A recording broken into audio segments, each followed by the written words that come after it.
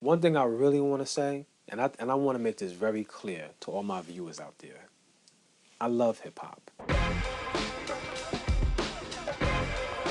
I grew up with Big Daddy Kane, you know, the Jungle Brothers, Tribe Called Quest, De La Soul, Kwame, whoever you want to talk about in hip hop.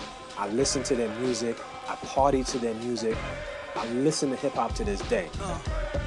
I sometimes feel bad for criticizing hip hop, but I guess what I'm trying to do is to get us men to just take a hard look at ourselves. So I raised money, bought a video camera, hired a film crew, and began my journey to examine the representations of manhood in hip-hop culture.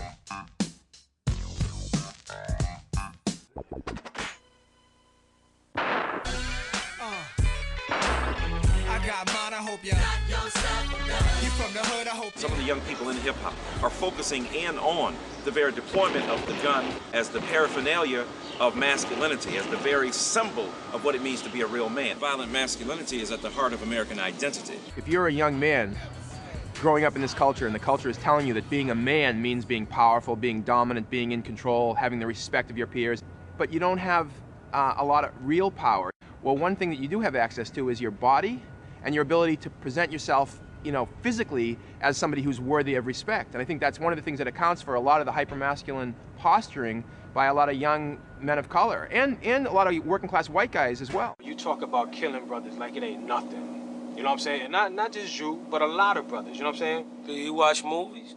Yeah. What kind of movies do you watch? Good question. I mean, if you watch Hollywood movies, you see this same kind of violence, the same kind of hypermasculine violence perpetuated in movie after movie after movie. In sports culture, video games, military culture.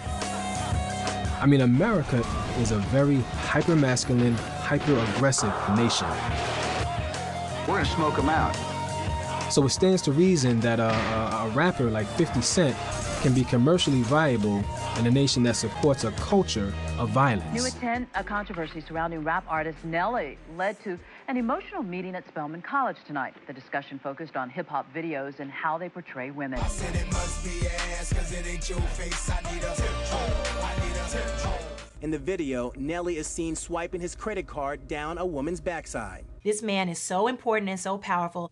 And these women, conversely, are so dime a dozen, or I guess a dime for 2 dozen, you know, if there's 24 women standing around, that they don't matter. They're just eye candy. They're worthless. You have any problem with like rappers calling women bitches and hoes and stuff like that? Nah, cause tell you the truth, some of them is bitches, see? It's not really directed towards you personally. It's just what they saying, sex sells. I think a bitch is a bitch. It's funny when I hear women say, when these rappers are calling, you know, women bitches and hoes, they're not talking about me. It's like, yo, they are talking about you. If George Bush was to get on national TV and make a speech and he started calling black people niggers, would you be like, I don't know who George Bush is talking about, but he ain't talking about me? Are you that funky, dirty, money-hungry, scandalous, stuck-up, hairpiece contact wearing bitch? Yep, you probably are.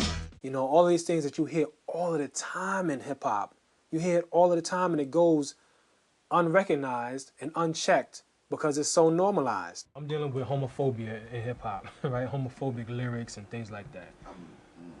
I can't partake in that conversation, Holmes. That homo shit, as you talking about? Yeah. I can't even talk to you about that. The only way that you can be a man, a black man, a Latino man, is to be hard, you know what I'm saying, to denigrate women, to denigrate homosexuals, to denigrate each other, to kill each other. There's something wrong with that. 70% of the buying community now is a white community. The white people want to hear that killing average. It appeals to our sense of learning about other cultures and wanting to know more about something that we'll never probably experience. It's my style. I mean, you guys, colored people could say that it's their music, but I mean, I can get down to it just as much as they can. Who are you, man? Did you just say colored people? Head for self-destruct.